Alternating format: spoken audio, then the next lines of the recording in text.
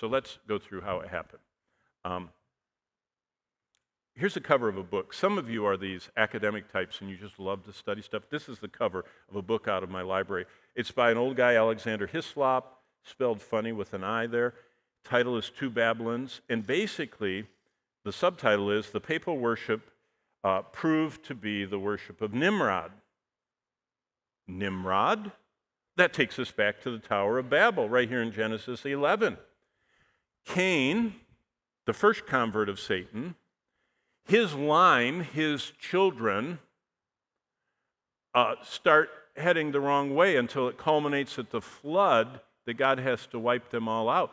But the influence doesn't go away. And after the flood, it starts back up with this guy named Nimrod. And Nimrod is a mighty hunter, it says, and he builds cities. He builds Akkad and Calnesh and Nineveh and all these, Nineveh, one of the greatest cities of the ancient world. And at the Tower of Babel, they all organize and they're doing what religion does. They're building their own way to God. Remember what they said about the Tower of Babel?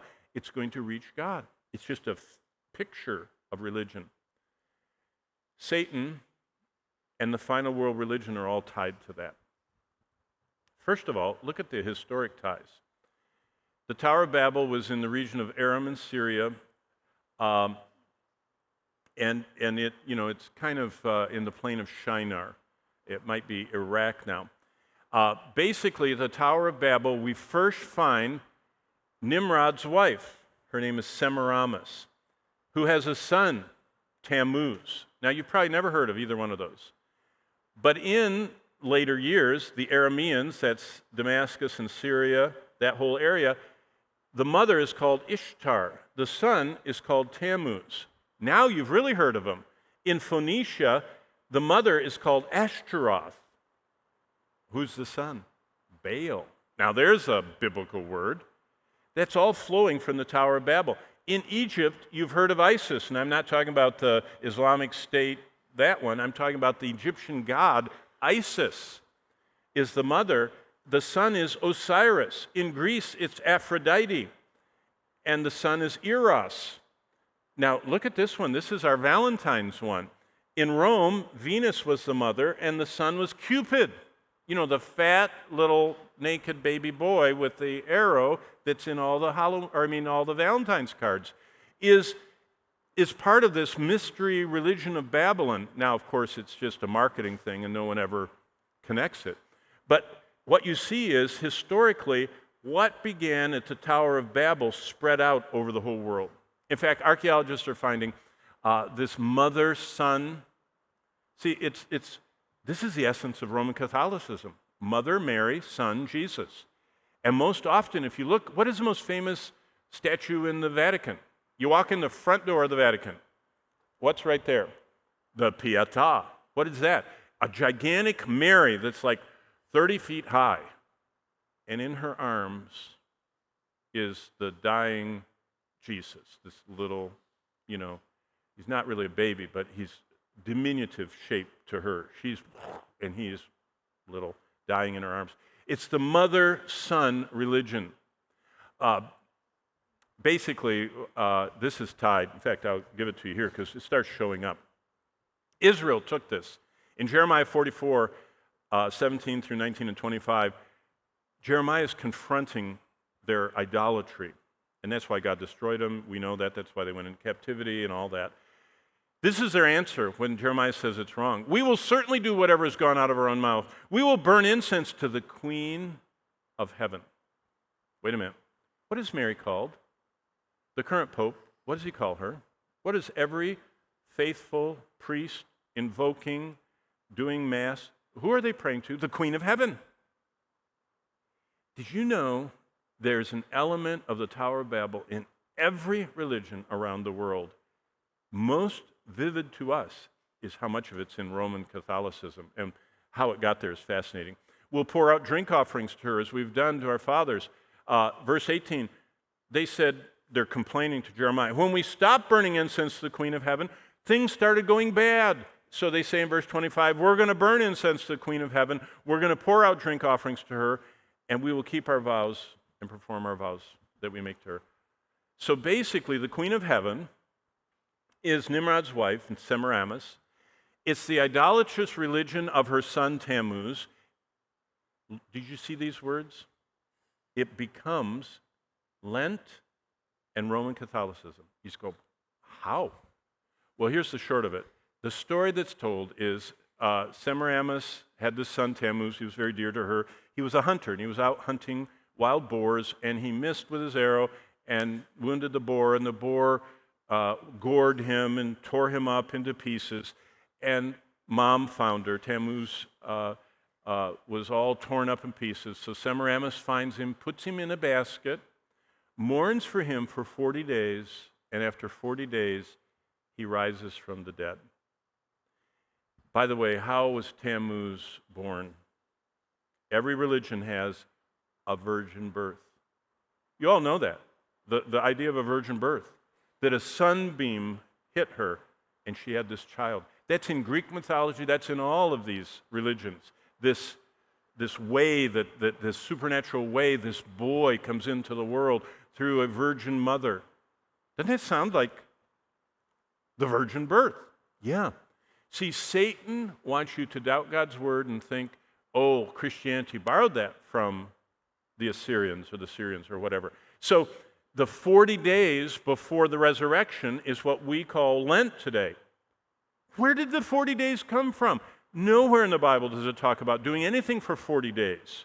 There are a lot of 40 days, 40 days and 40 nights it rained, 40 days Moses was on the mountain, 40 days Jesus was in the wilderness, 40 years they were in the wilderness wandering, but no Christian New Testament 40-day anything.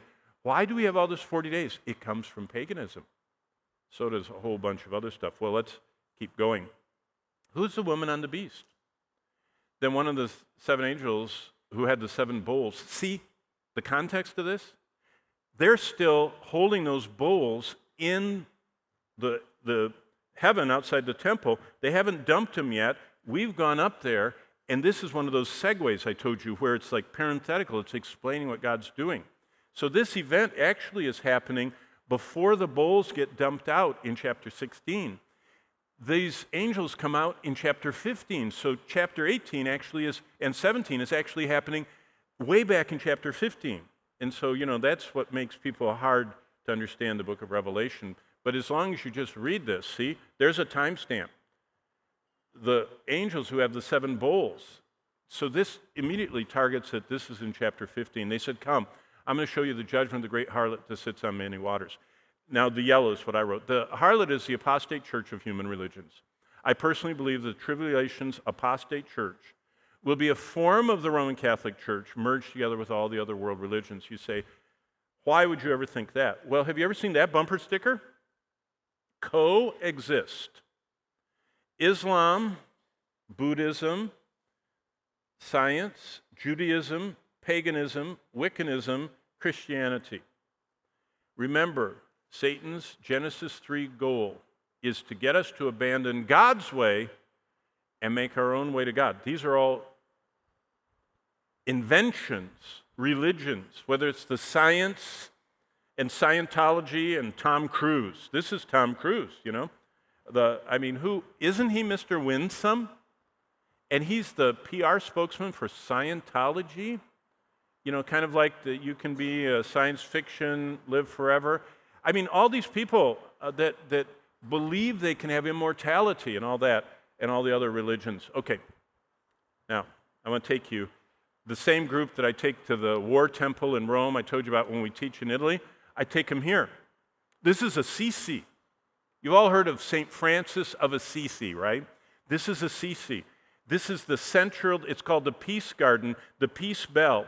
If you read, this plaque is on the other side of the pillar you can't see. The Peace Bell of Assisi, Regina Pacis, the reign of peace, has the Dalai Lama, that's the whole Buddhist hierarchy, Cardinal Ratzinger, Pope Benedict, Islam, the head of the Cairo Mosque, and the Jews are represented. So the 3 big monotheistic religions plus the Buddhists all come, and what they did is they dedicated this park. Now here, I pulled out my phone and let's see if it'll work. Now, this is the Peace Park, and they've got Shintoism, they've got Judaism, they've got the Greek gods. You get into these Eastern religions. Oh, there's the Virgin Mary and baby Jesus. And then you've got onto the Pope himself. Here's an Egyptian stela. Taoism is coming here with yin and yang. And then you get into all the Maya, Aztec, Easter Island, and all of those kind of mystery religions, of the Polynesian people and all that. That is at a retreat center where the Pope goes to meet with world leaders to try and bring them all together and find commonality. Commonality. I already showed you this, that the Antichrist is going to figure out how to merge Islam, Judaism, and Christianity.